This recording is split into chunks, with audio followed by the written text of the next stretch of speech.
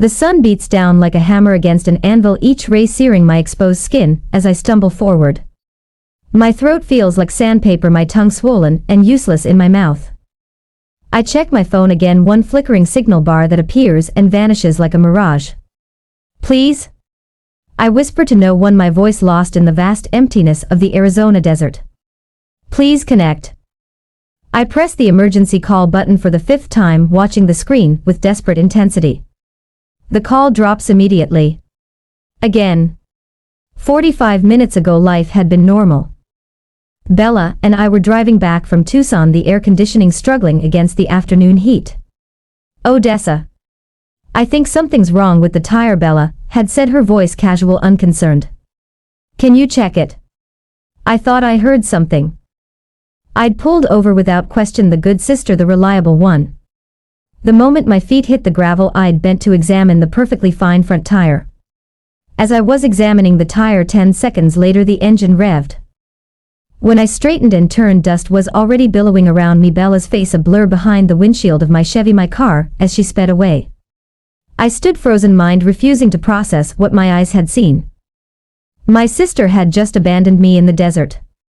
I stumble over a rock now, catching myself before I fall. The memory of finding those papers in Dad's study last week burns hotter than the sun overhead. College tuition receipts for Bella, thousands of dollars neatly filed away, while I worked double shifts at Rosie's Diner to put myself through community college. 7 years of waitressing, saving every tip, working holidays and weekends to finally buy that used Chevy. My car. My freedom. My only real possession. Just until I get on my feet, Bella had said the first time she borrowed it without asking. Then the second time. And the 10th. I'd finally stood up at dinner 3 nights ago, palms flat against the kitchen table. I'm selling the car. I got a job offer in Phoenix. The silence had been immediate, heavy. Mom and Dad exchanged a look I'd seen 1,000 times before. That's the family car, Odessa, Dad had said. Not a question but a statement of fact. But it's in my name, I'd replied. The registration papers clutched in my hand like a shield. I paid for it. Every cent. Your sister needs it more than you do, Mom had added, the familiar refrain that had followed me since childhood.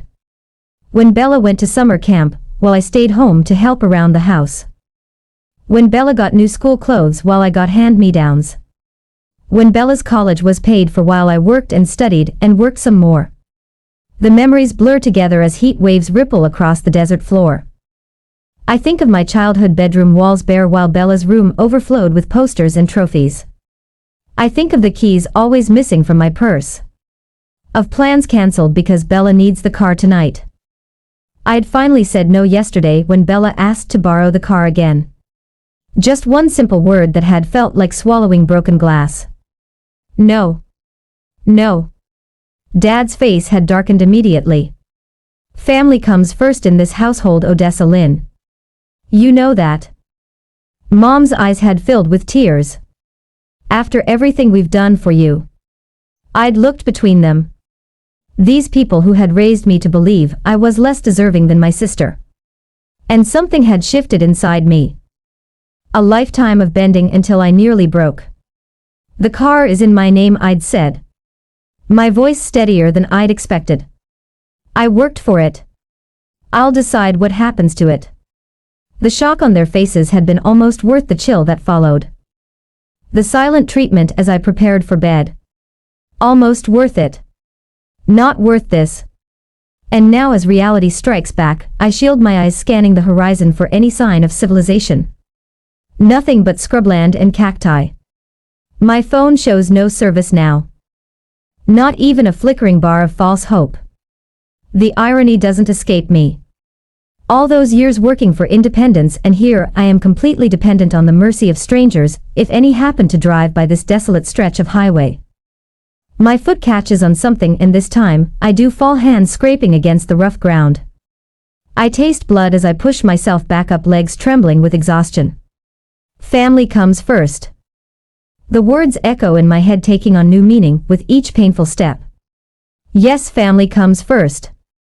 But after today, I'm redefining what family means. If I survive this desert, if I make it back to civilization, nothing will ever be the same. I'll never again be the Odessa who gives and gives until there's nothing left. The registration papers for my car are still in my wallet, pressed against my hip as I walk. My car, my life, my choice. I take another step forward, then another. The horizon wavers in the heat, but I keep moving. I have to believe that something better waits beyond this desert. I have to believe that someone will help me. I have to believe that I'm worth saving. 3 miles later, I've finally managed to receive a signal. Dial 911 and ask for help. 10 minutes later, the police and emergency vehicle arrived, helped me with my wounds, and took me to the nearest police station. Now at Thursday, the Officer Wilson's hand on my shoulder is steady, the first kindness I've felt in hours. His cruiser's air conditioning chills my sunburnt skin as he passes me a bottle of water. Ma'am, abandoning someone in the desert is a serious offense. He says, his voice gentle but firm. Your sister could face criminal charges. I gulped the water, my throat still raw. She just left me there. The words sound hollow, inadequate to describe the betrayal. Miss Matthews, this wasn't just reckless. Officer Wilson taps his computer screen. Your sister has 3 prior charges for reckless driving, all paid for by your parents. My hand freezes mid-sip. What? He turns the screen toward me, and there it is, Bella's name.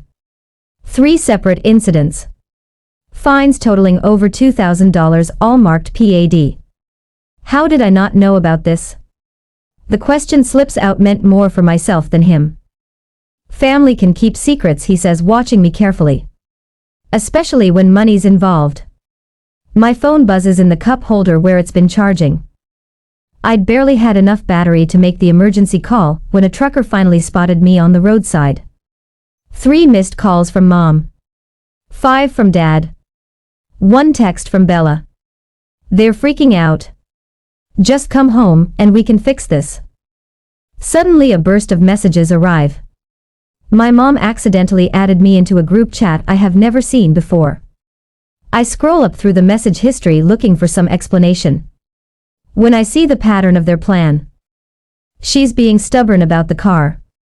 We need to teach her a lesson. My stomach lurches. I keep scrolling. Dad, don't do anything drastic. Mom, just make sure the car stays in the family. If she can't sell it, she can't leave. Bella. I'll handle it. She'll realize she needs us. Officer Wilson notices my hands shaking. Miss Matthews. Are you all right? They planned it, I whisper, turning the phone so he can see. They wanted to strand me. Ah. His expression hardens as he reads. This changes things. This is premeditated. Abandonment and unauthorized use of a vehicle. I close my eyes, memories washing over me like the desert heat. The family loans, I was pressured to give $500 for Bella's spring break trip, $300 for her phone bill when she'd spent her money on concert tickets. My account balance perpetually hovering near zero while I paid for family expenses. I kept every receipt, I murmur, opening my eyes. Every bank statement. I didn't know why I was saving them. Dennett? That was smart, Officer Wilson says, typing something into his computer. Documentation matters in cases like this. Cases? The word feels foreign on my tongue. Financial exploitation often accompanies emotional abuse. He speaks matter-of-factly without judgment. Your registration and insurance are in your name. I nod, pulling my wallet from my pocket. The registration is still there, folded and worn but intact. I'd like to introduce you to someone. He says, starting the cruiser. Judge Martin regularly comes to your diner, I believe. He offers free legal consultations. My temporary waitressing job, 7 years and counting. How many opportunities had I declined because family needed me? The manager position I turned down last fall. The night classes I dropped when Bella needed transportation to her social events. I have a friend. I say, suddenly surprising myself. Jackie from work. She mentioned her spare room once. Officer Wilson nods. Good. You shouldn't go back to that house tonight. My phone buzzes again, Dad calling. I silence it. We'll need to get your car back, Officer Wilson continues. I can escort you there tomorrow. The thought of facing them sends a wave of nausea through me, but I straighten my shoulders. Tonight. I want my car tonight. An hour later we pull into my parents' driveway. My Chevy sits in its usual spot, dusty from the desert roads. Jackie waits in her Honda at the curb, a silent promise of sanctuary. Mom opens the door before we reach it, her practiced tears already flowing. Odessa. Thank goodness you're safe. We've been so worried. Behind her, Dad stands with his arms crossed. Bella peeks from the hallway, her expression unreadable. Miss Isabella Matthews. Officer Wilson's voice carries an authority I've never possessed. I need to speak with you about abandoning your sister in a life-threatening situation. It was just a misunderstanding, Mom interjects, reaching for my arm. I step back, her fingers grasping air. We have the text messages, Mrs. Matthews, Officer Wilson says calmly. The color drains from her face. I'm taking my car, I say, my voice steadier than I feel. And my things. You can't just, Dad begins. Actually, sir, she can. Officer Wilson interrupts. The vehicle is registered in her name. Using it without permission is a criminal offense. Bella steps forward, tears welling in her eyes. Odessa. I'm sorry. I didn't think, save it. I cut her off, the nickname I once loved now sounding like an insult. I saw the texts. 10 minutes later, and one small suitcase, I walk to my car, hands trembling as I unlock it. Officer Wilson supervises as I transfer my essential belongings into the back seat, clothes, documents, the small lockbox containing my savings passbook. When I slide behind the wheel, my hands grip the steering wheel like it's a lifeline. In the rearview mirror, I see my family frozen in the doorway, their perfect facade finally cracking, pressured by Officer Wilson. I drive away, following Jackie's taillights toward a future suddenly terrifyingly my own. 2 weeks later, after I moved to my friend's house, at work the whispers follow me like a shadow through Martha's diner. They cling to the worn vinyl booths where I've served countless plates of meatloaf special and apple pie a la mode for 7 years. Did you hear about poor Marianne's daughter? Mrs. Caldwell's voice carries from table 8, intentionally loud enough for me to catch as I refill coffee mugs. Apparently she's having some sort of breakdown, left home without a word. I steady the coffee pot, my knuckles white around the handle. 3 tables to go, just keep pouring. Well, after what happened in the desert, her companion replies, voice dropping to a theatrical whisper. Frank, at the sheriff's office, said Bella's story checks out. The girl's been unstable for months. The coffee sloshes over the rim of a mug, narrowly missing Mr. Henderson's newspaper. He glances up, offering a smile that doesn't quite reach his eyes. No worries, Odessa, heard your folks are worried sick about you.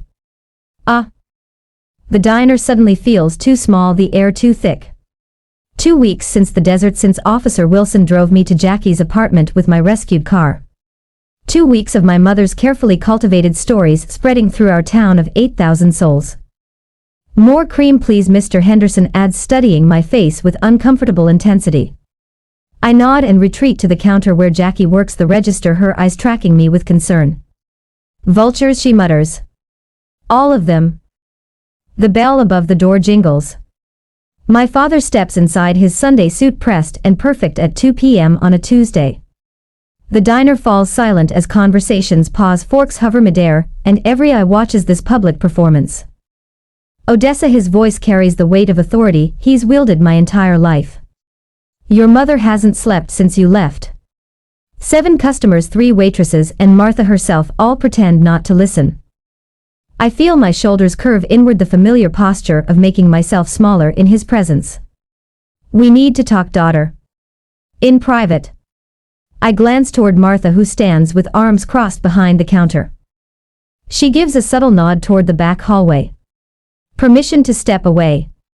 More than that. Permission to choose.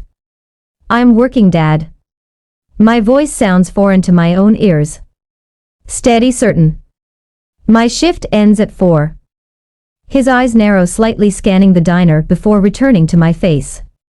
This isn't like you, Odessa. We raised you better than this. Better than what exactly? The words escape before I can trap them behind my teeth. A muscle twitches in his jaw. Your mother is heartbroken. I'm sorry to hear that. And part of me truly is. The dutiful daughter they cultivated still lives inside me, whispering that good girls don't cause their mothers pain. We can discuss this at home. Where you belong. Home. The word lands like a fist. The house where my bedroom walls remained bare while Bella's overflowed with treasures. Where my paychecks disappeared into family emergencies that somehow always centered around my sister. My home is with Jackie right now. Dad's eyes harden. Family stands by family. Odessa Lynn. Yes. I meet his gaze squarely. They do. The diner door jingles again, and my heart sinks as Bella enters, eyes red-rimmed and puffy. Her practiced vulnerability draws immediate sympathy from the room. My sister who left me to die in the desert, now the picture of remorse in her pale blue sundress. Odessa, she whispers, voice cracking perfectly. Please. She approaches slowly, aware of our audience. My regular Tuesday customers watch with undisguised interest the Matthews family drama playing out between the lunch and dinner rush. I've been trying to call you, Bella continues, tears spilling down her cheeks. I know what I did was terrible. I was scared and stupid. And I didn't think. I say nothing, feeling the weight of expectation from everyone watching. The script calls for forgiveness now, the magnanimous older sister embracing the prodigal younger one. I've been seeing someone, Bella continues, voice dropping. A therapist. I have. Issues with jealousy. With you having things I don't. Mr. Robertson at the counter nods approvingly.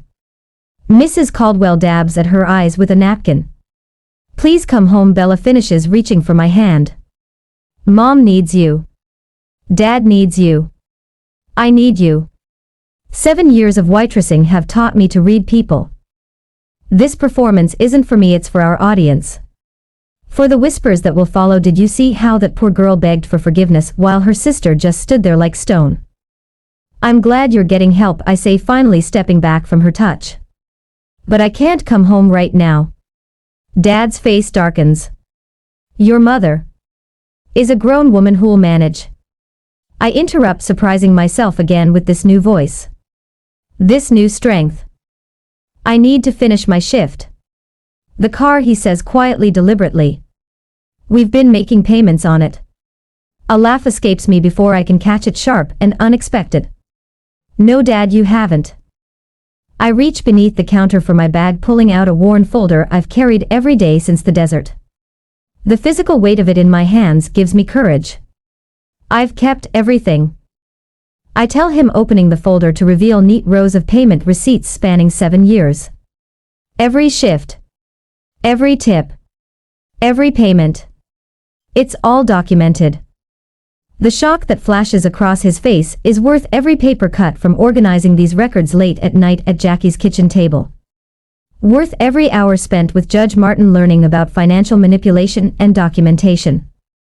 This is ridiculous, Dad sputters. We're your family. Yes, you are. I close the folder gently. And this is my boundary. The diner has gone completely silent.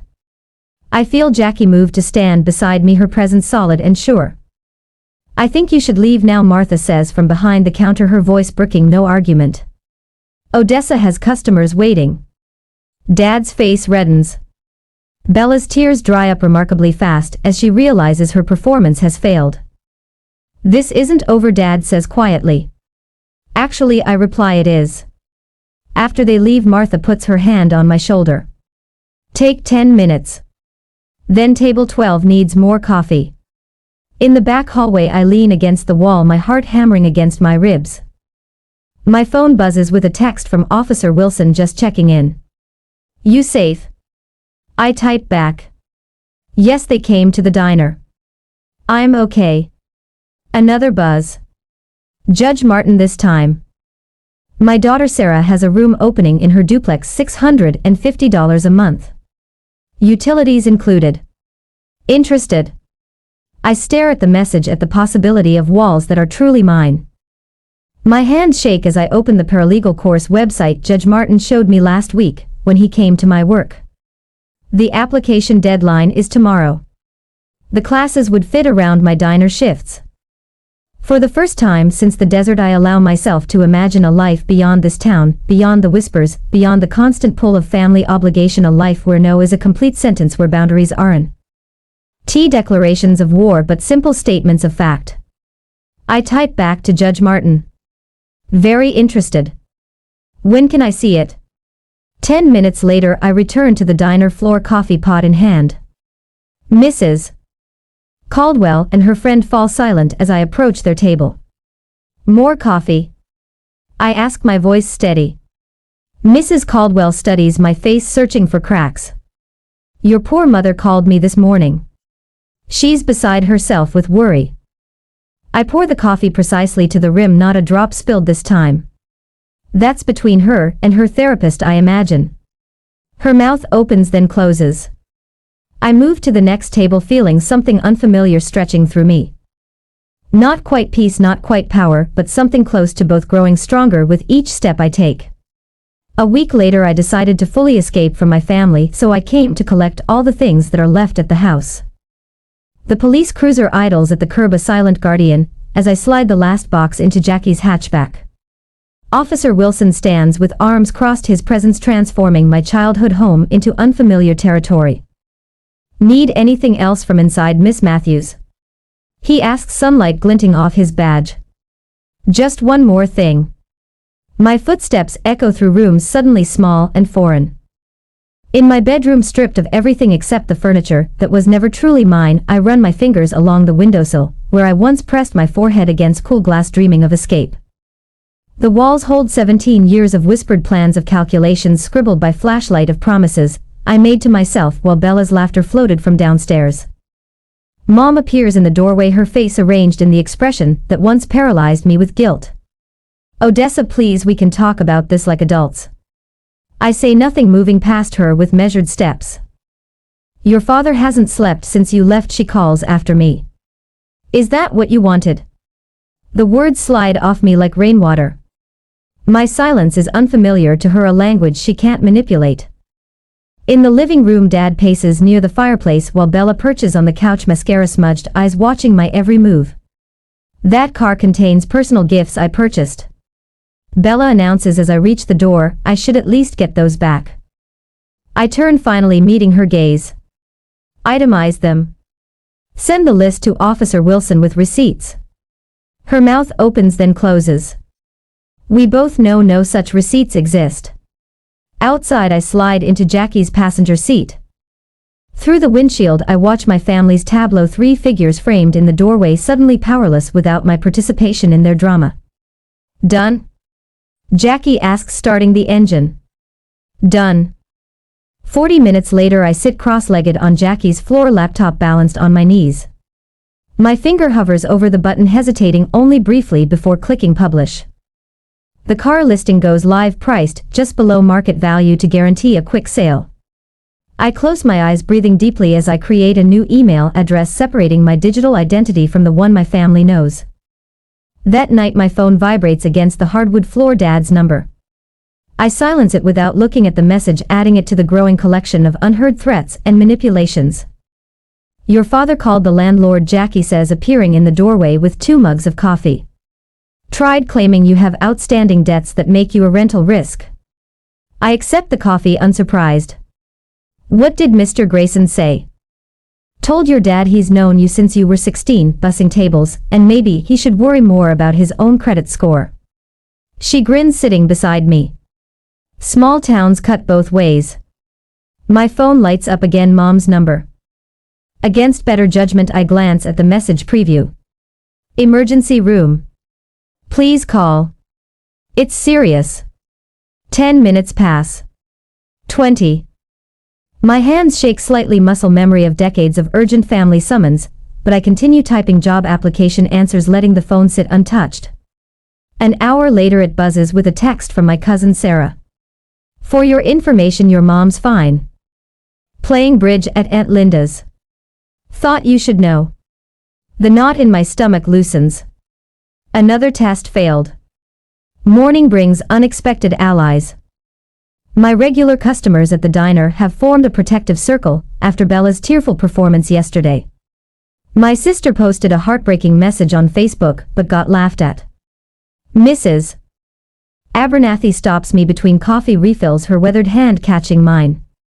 Heard about that social media nonsense your sister posted, she says. Don't you worry. We set the record straight at Bible study. Days later, the pastor's wife pointedly asks about my desert ordeal while Bella stands frozen at the pharmacy counter. Officer Wilson mentions the abandonment case at the hardware store where Dad buys his fishing gear. Judge Martin speaks quietly with our church elders about troubling family patterns after Sunday service. The town's invisible communication network, once weaponized against me, now carries a different current. Then one Monday morning my phone chimes with an email notification. The car sold. Full asking price. Cash. Pick up. Tomorrow. My ticket to Phoenix made real. 30 minutes later a court clerk calls. Miss Matthews, your restraining order hearing has been moved up. Judge Franklin reviewed the evidence, particularly the prior driving incidents. It's been granted. I hang up, hands steady for the first time in weeks. 2 hours later another call, my potential employer in Phoenix. We'd like to offer you the position, the HR director says. Actually, we can do a bit better than the salary we discussed. That evening Dad calls from an unfamiliar number. His voice lacks its usual resonance when I answer. We should negotiate, he says, the word foreign in his mouth. Come to some arrangement that works for everyone. I watch the sunset through Jackie's kitchen window, the same Arizona sky that witnessed my abandonment now bearing witness to my rebirth. There's nothing to negotiate. I tell him quietly, I'm not asking for anything from you anymore. I end the call as Mom's church friend Elaine texts, thinking of you. Missed your mother at the fundraiser tonight. Several people asking questions. Their world is shrinking just as mine expands, the scales rebalancing finally and completely. A week later on Tuesday afternoon, after I finished the shift, the letter trembles in my hand as I read it again, the handwriting unmistakably belonging to Mrs. Pearson, our family friend of 20 years. Your father's heart condition has worsened with the stress. The doctor says family healing is critical to his recovery. Your mother promises things will be different now. Please come for one last family dinner before you leave town Thursday at 6.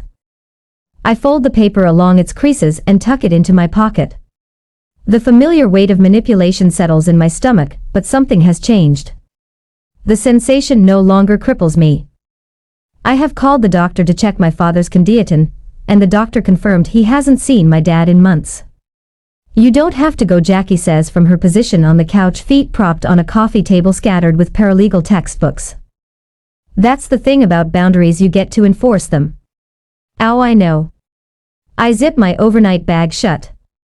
Phoenix awaits on Friday, new apartment, new job, new life, but I need this for me.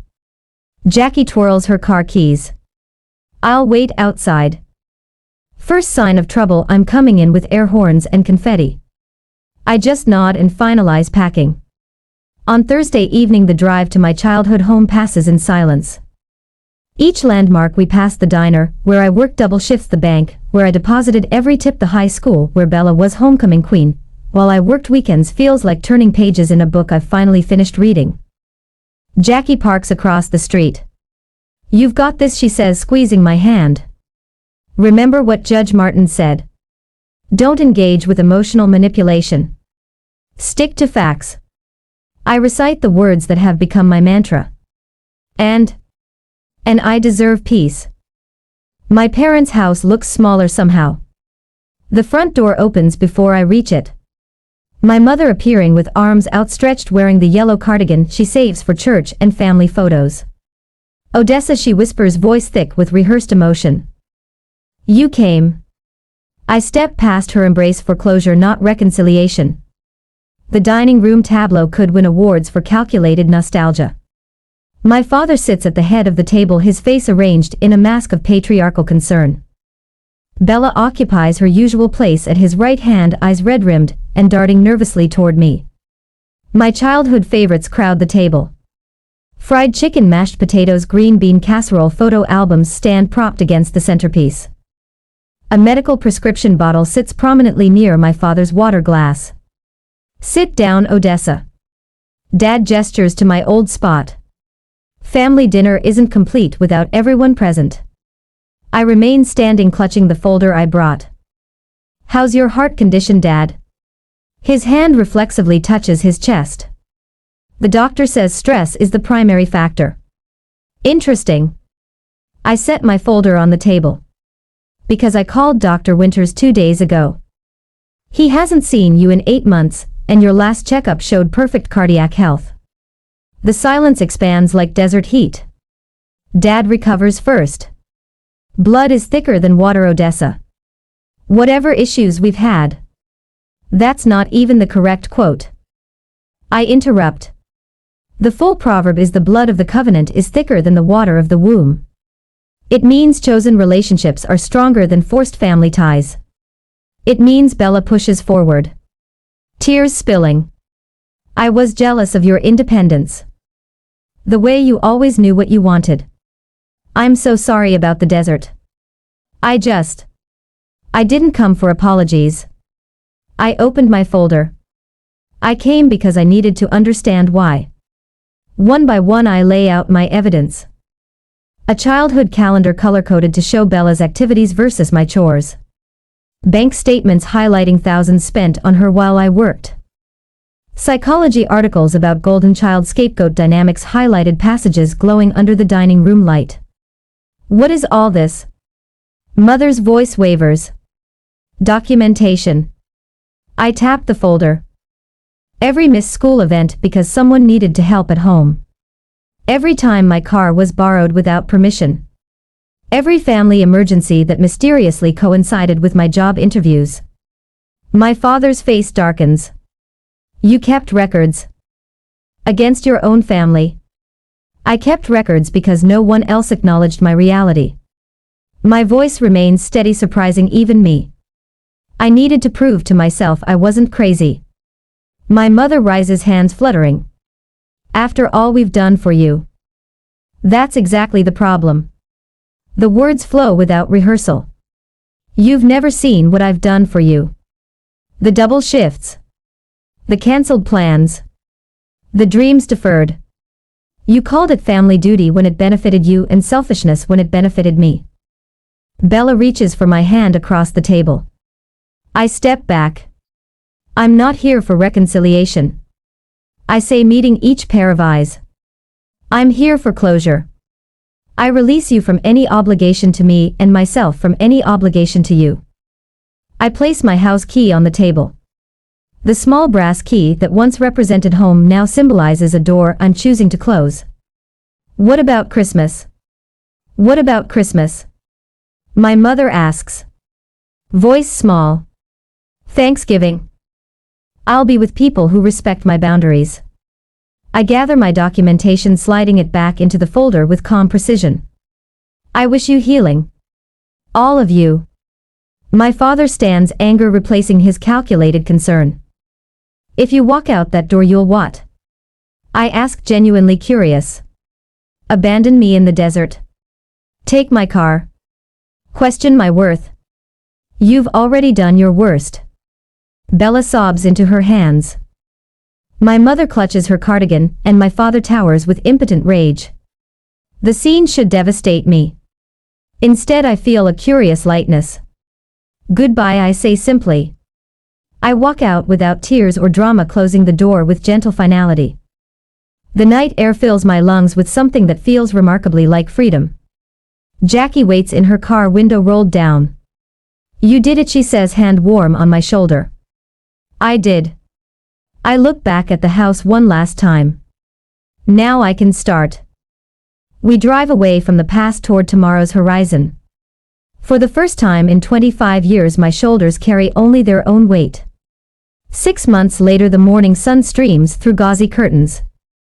I picked myself painting golden patterns across my small Phoenix apartment. I trace my fingers over the paralegal textbook on my desk, neon highlighter marks transforming legal jargon into stepping stones toward my future. My first office paycheck, still in its envelope, is pinned to the corkboard above, tangible proof that waitressing at Rosie's Diner is finally behind me. I pause before dialing the phone company. One deep breath, then another. I'd like to change my number permanently, I tell the customer service representative, my voice steady. When she asks if I want to notify anyone of the change, I simply say no thank you. The small click as I hang up feels monumental. 6 months later, I'm driving my new-to-me Honda along that same stretch of desert highway. The steering wheel feels different under my hands, this car purchased with my own money, chosen for reliability rather than someone else's approval. I recognize the mile marker where Bella abandoned me, but today, I pull over by choice.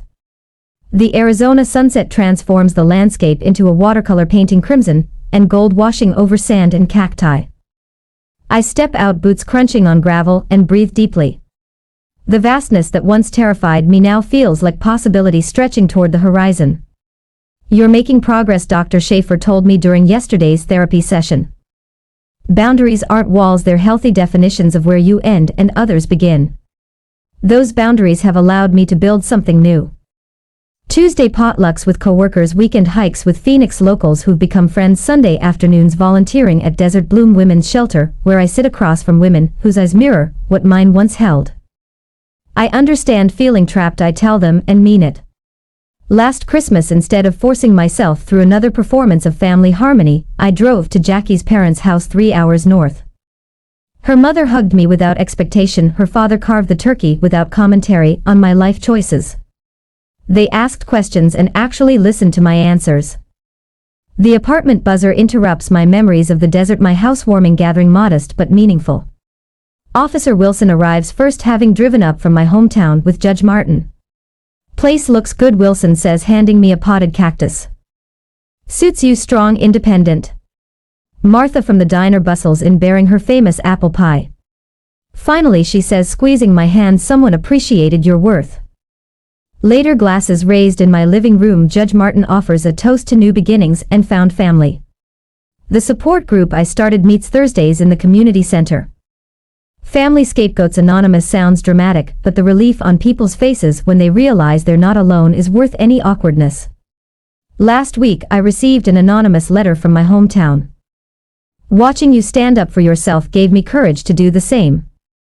When Bella's number appears on my phone after she begged Jackie for it, I answer calmly. I listen to her explanations, her tentative olive branch. I wish you healing, I tell her when she finally pauses, but my boundaries remain. The simple peace I feel hanging up surprises me. Their approval or lack thereof no longer defines me. Today, driving with the windows down along the open highway, wind tangling my hair, I catch my reflection in the rearview mirror. The woman looking back has strength in her eyes and peace in her smile. The desert stretches endless and beautiful around me. No longer a trap, but a testament to how far I've come. What would you have done in Odessa's place? Would you have pressed charges against your sister? Or was the restraining order enough?